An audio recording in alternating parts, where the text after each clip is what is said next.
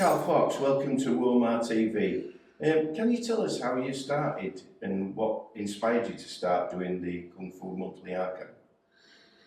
It all started because of the Bruce Lee Society book, which I'd always had an idea of doing.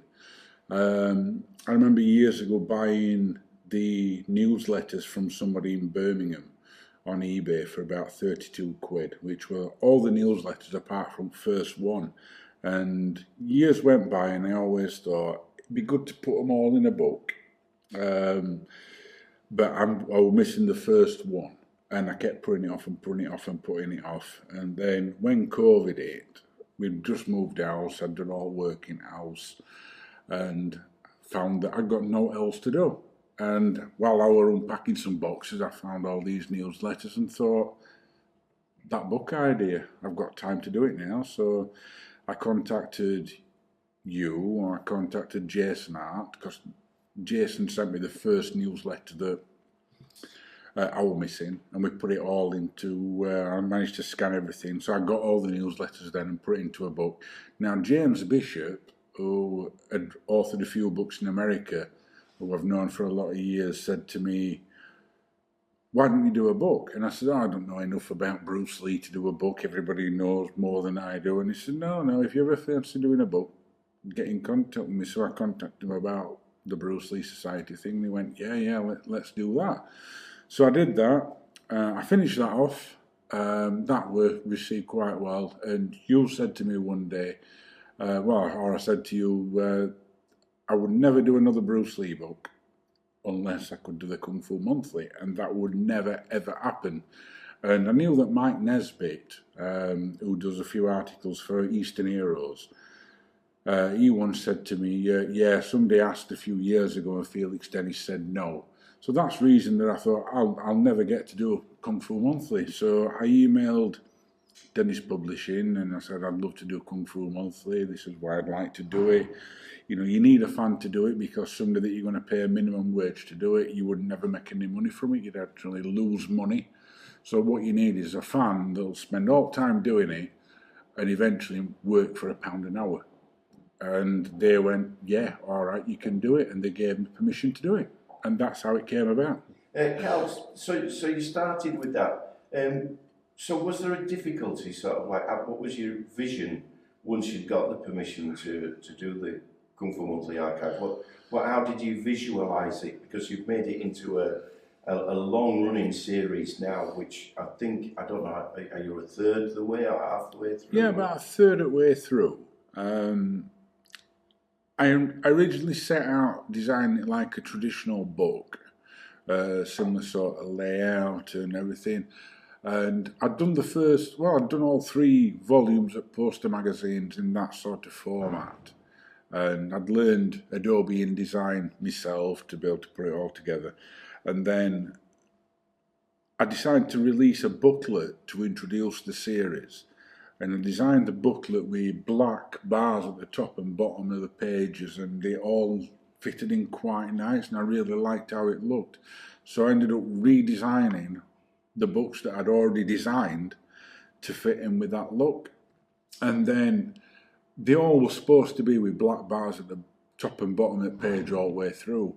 But then I wanted to try and colour code each issue to match, to give like a little nod to the original designers, a Kung Fu Monthly. So when you look at issue 19 of in the book, and you'll notice the black bar, and you'll notice the text colour.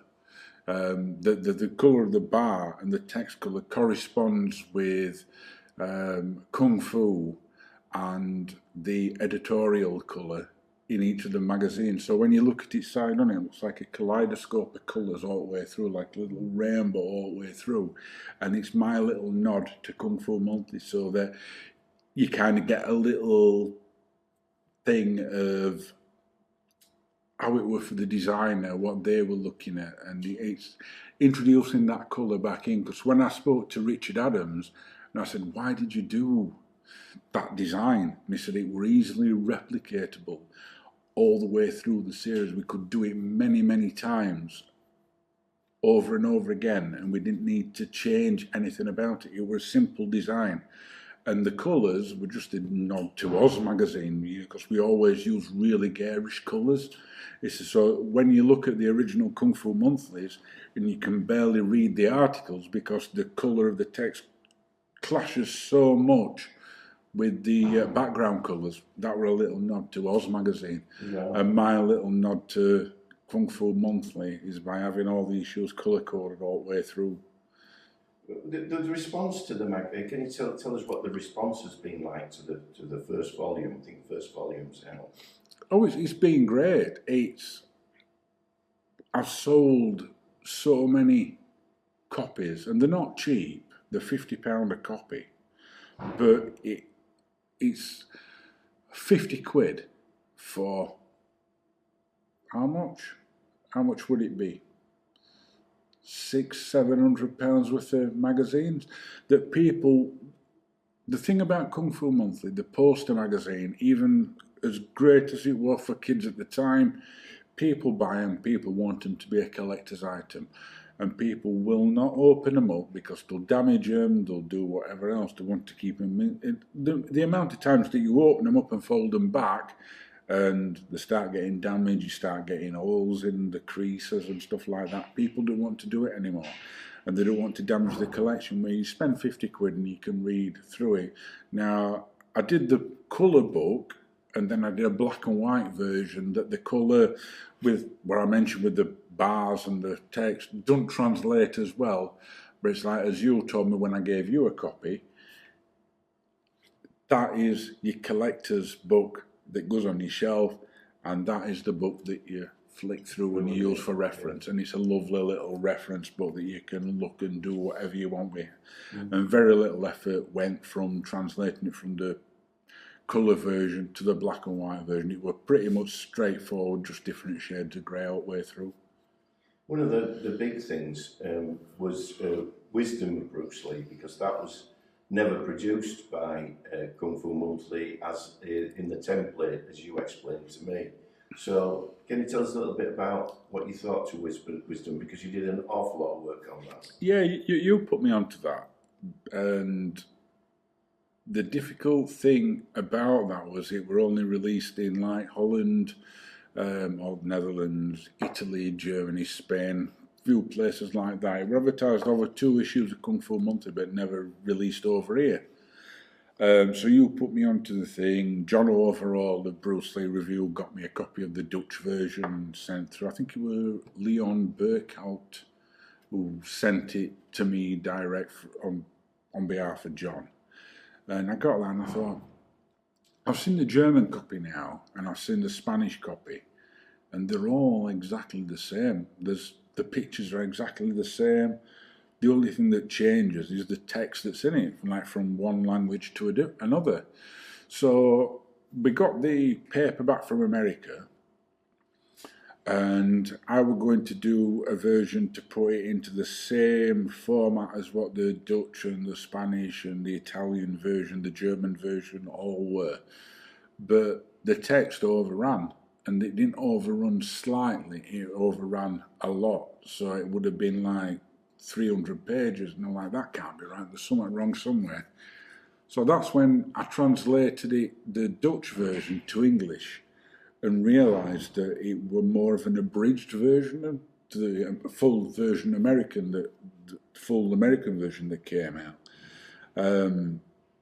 So the plan was to release the Dutch translation into English as it were, but what I weren't happy about, that it would have been an awful bastardisation of the original text, because it would never have been Roger Hutchinson, the original author.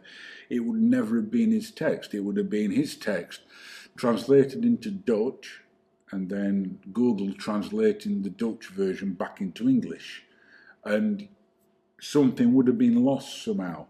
So I translated the Dutch version into English, got a text comparison utility which I used to use for doing website comparisons, so I could display the full American version on one side and the translated Dutch version on the other side, split it into paragraphs, and then identify the paragraph from the Dutch translated version to the American version. Delete that paragraph, copy that paragraph across, because I knew what it was talking about, and I were able to identify it. So what we end up getting with Wisdom of Bruce Lee is we end up getting a hardback version, a softback version, which is the full version, updated version of the paperback, but we also get a true version of what Kung Fu Monthly would have released had they released it back in 1976 or something like that. So we get that abridged version all the way through, which is Roger's words, identified from the translated paragraphs from the Dutch version, with all the photos put in. Wow, fantastic. And what's the response been like to that? We've sold quite a few copies. People have bought multiple copies, even like, I think Michael Lockwood over in Huddersfield. He bought the hardback full version, and then a few weeks later bought the hardback abridged version. Then a few weeks later, when that arrived, bought the softback because he wanted all three copies, which is great. And, you know, we have sold. We did 50 hardback abridged versions. I think we're up to 35 or 50 up to now, and then so we've got another 15 left, and then that's it. There's no more after that. Right. What's your next plan for the books now? We'll come back to the End of the Dragon in a minute, but what's your next plan for the Kung Fu Monthly? Power of Bruce Lee is done, because I should have had 4 books out this year, 4 of the KFM books, but I only released 2. You know, we personal work commitments and stuff like that. So I only released 2 of them.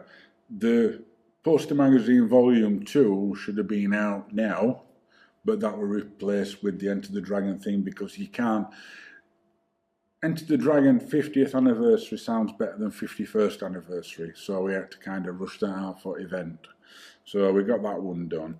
So the Poster Magazine Volume 2 will be out next year, June, something like that. Maybe we might push it a little bit later on in the year if we do another event. Maybe we'll launch it at that event, because it is a nice book to launch, you know. And next year will be 50 years of Kung Fu Monthly, because that started in 74, so next year will be 50 years of that. Get Jeff Cummins back over with a new print.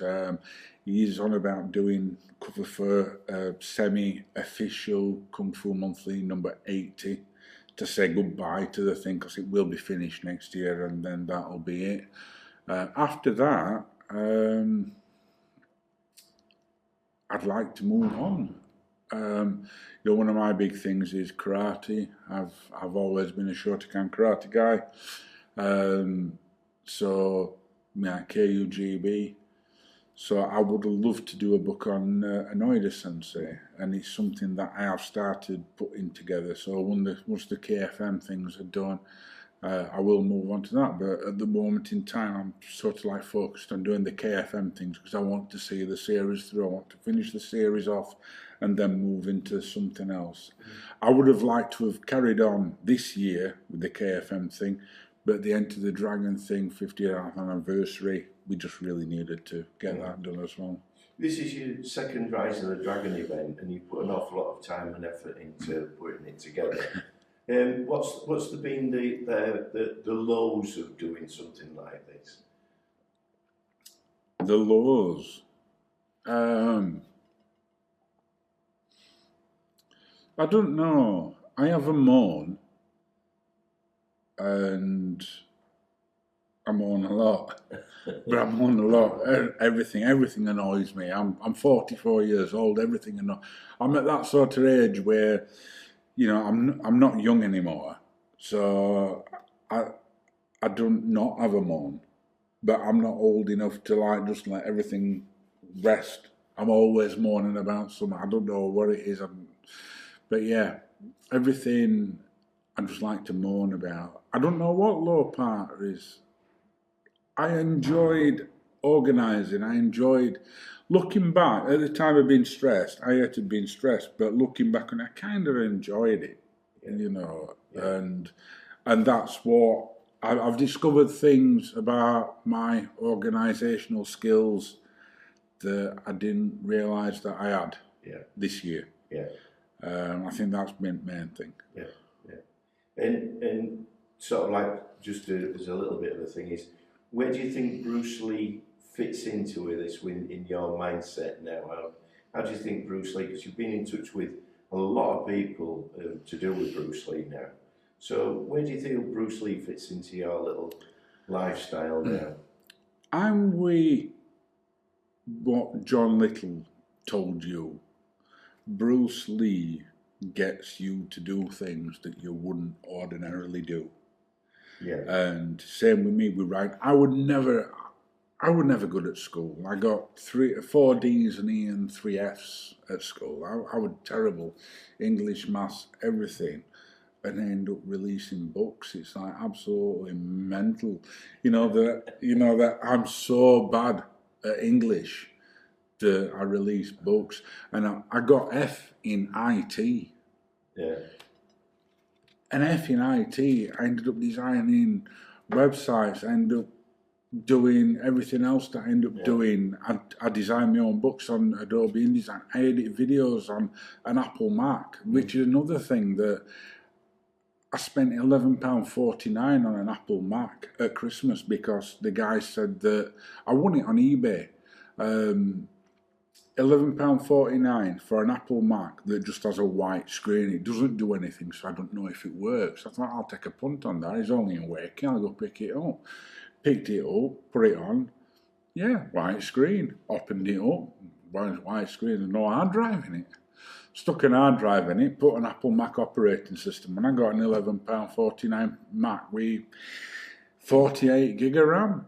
And that's what we did as Enter the Dragon thing on today, and as Memories of Bruce Lee, and I only got that at Christmas, and I learned that. I taught myself how to use, I did pay 30 quid for an online course for X amount of hours that I downloaded and spent time over Christmas when I were off work, with Christmas shut down, learning. But I learned how to edit video on an Apple Mac, and I thought, if I'm going to spend time learning how to use an editing program, I'm best off doing it with Final Cut Pro. Everybody uses Final Cut Pro. I might as well do that. And my inspiration for that was Bruce Lee, because I would never have thought about editing video. I would have always thought that it was beyond me. You know, a lad from Barnsley working in warehouses and factories and chucking beds up and down and doing this, that, and other, chucking doors up and down.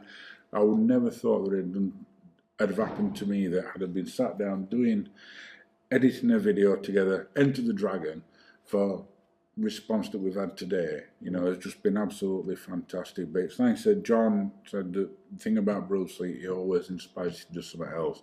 It's inspired me to do some video editing, writing books, designing books, learning new skills where other people are coming to me. Even John Little's got a Mike Mensa book due out, and it's all done, it's all designed, and I've done it. You know, I've done all layout. John came to me, I want to release this book, I don't want to go through a publisher, you know, can you do this? Yeah, all designed, all done, cover design, all ready. Waiting for him to say, yeah, we're ready to release it. We're waiting for the last couple of bits from it, and then once that's it, we released, and that's from John. And I love John to bits. He always inspired me when I was in my 20s, and, you know, to be doing a book for John is just absolutely brilliant. I love it. Gal Fox, thank you very much for your time. Thank you.